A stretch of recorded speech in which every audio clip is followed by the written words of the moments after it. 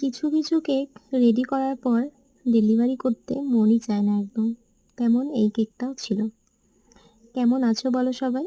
আশা করছি সবাই খুব ভালো আছো। এটা ছিল একটা হাফ পাউন্ডের কেক। যাই হোক, কেকটা আমি একটু আলাদা রকমভাবে রেডি করেছিলাম। ডিজাইন আমাকে তেমন কিছু বলে দেয়নি কাস্টমার, বলেছিল নিজের মতো করতে। তাই আমি আমার নিজের মতোই করেছিলাম, কিন্তু বেশ পছন্দ হয়েছিল কেকটা তাদের।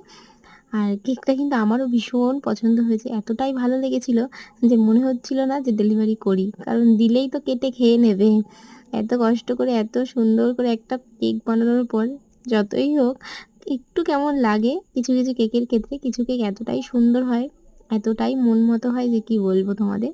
তো শেষটা দেখো, আশা করছি তোমাদেরও কেকটা খুব ভালো লাগবে। পিটা একটু ছোট হয়ে গেছিলো। নাম লিখতে বলেছিল পেতনি। যাই হোক, কোনো ফ্রেন্ডের বার্থডে ছিল ওই জন্য আর কি।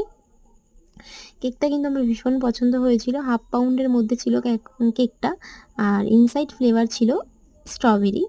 ওজনটা তোমরা দেখো, ওজনটা হোমমেড আমি সবসময় বলি যে বেশি হয়, অনেকটাই বেশি হয়। তো এটাতেও তেমনই একটু বেশিই আছে।